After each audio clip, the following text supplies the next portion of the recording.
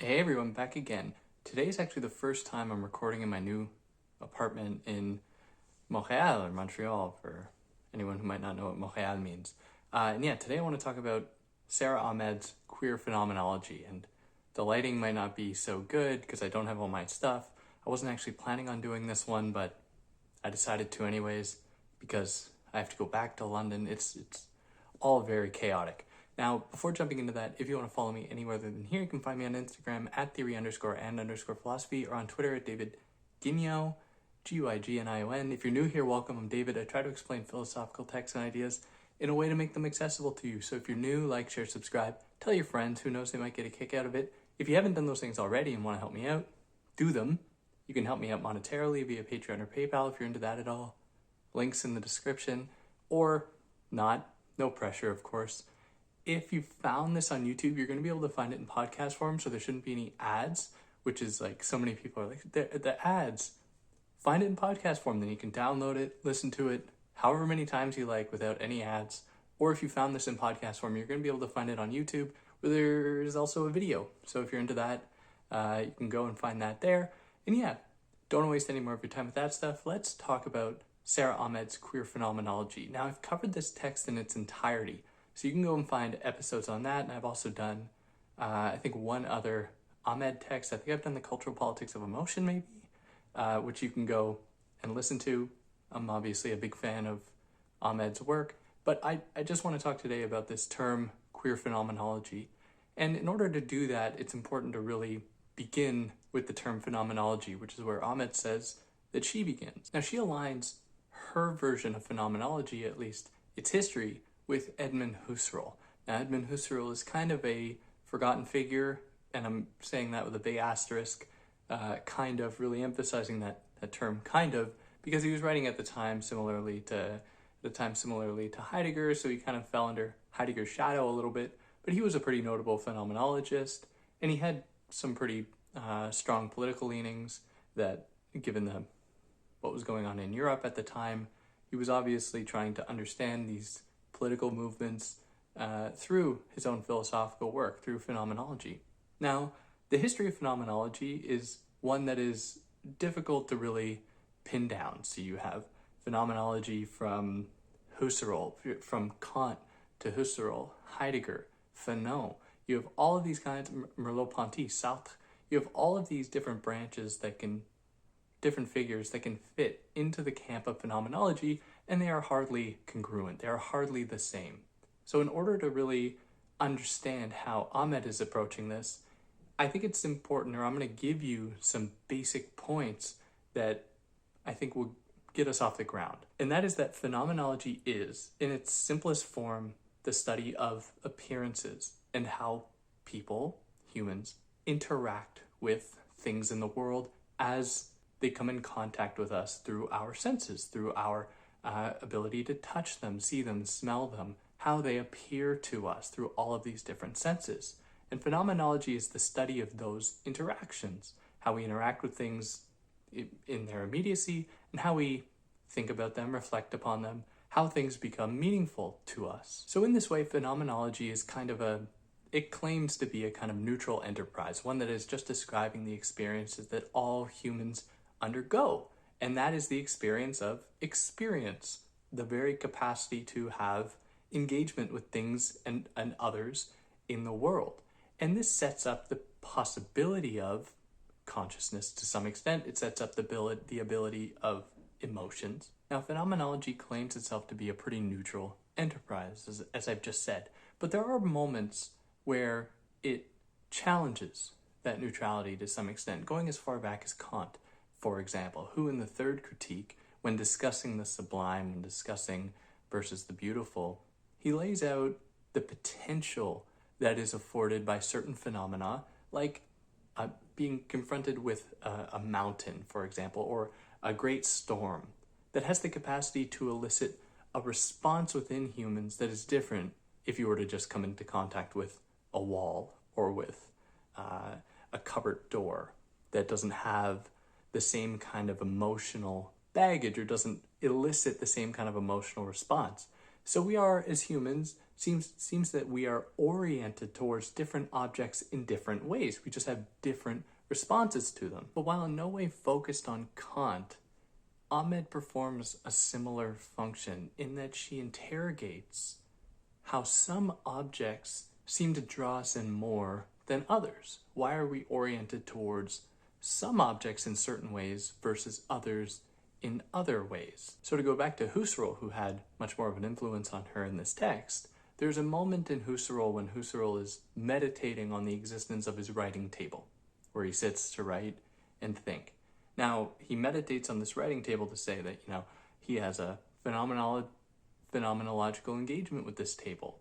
He views the table, it gives that table an appearance, which then has some kind of effect on him and induces some kind of emotion. And he says that he knows that while he's not necessarily looking at other things, he knows that there are things around him too.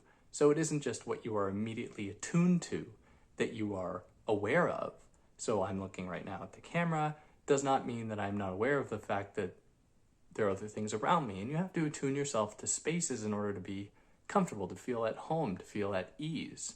So there is that capacity there, this capacity to see things that are kind of out of your purview.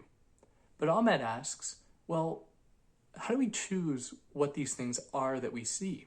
So she says that in order for Husserl to have this writing table, in order for him to even engage in phenomenology, depends upon largely the labor of his wife, cleaning his table, preparing his meals, getting things ready for him, or servants or whoever, to get things ready for him in order for him to even have this phenomenological experience and to even meditate upon that phenomenological experience to put forward his whole philosophy.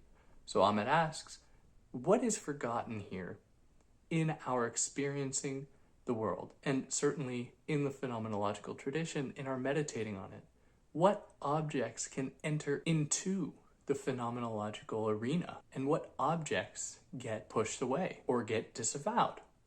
So she says that insofar as phenomenology, despite its claim to just study neutrally phenomena in the world, things that humans come in contact with, engage with, and sense, Ahmed says that phenomenology is always, to some extent, kind of queer, in that it doesn't only point in a single neutral direction, it instead picks and chooses some things to understand, to grasp over others. It is quite skewed in that way. It doesn't just assume a single linear form, it drawing upon certain histories, be it histories of colonization, of patriarchy, of racism. All of these histories are going to influence what phenomenology is even capable of recognizing and what it is not capable of recognizing. Now, it's been so effective, that it has erased this fact that the very phenomenological project is one that is going to be culturally, historically, socially determined. So Ahmed says, well, why don't we just really embrace the fact that it is not? We know full well that phenomenology is going to be biased, it is going to be skewed. So let us now consider instead how we can integrate those different perspectives. How can we expand the category of phenomenology to actually account for its own skewedness, its own queerness, but do it to undo the very specific skewedness that we have, one that favors, largely in the case that she's describing, white hetero men. How can we expand this to include differing perspectives? So, in the case of, for example, race, she says that spaces are organized in such a way as to favor certain races over others, or same can apply to gender, or disability versus able-bodied people who have an easier time moving through the world. Ahmed's vision is to rethink phenomenology to such an extent as to consider the ways that the world is not organized to actually accommodate all people in a neutral way, but in fact only reflects the interests of those who are in power.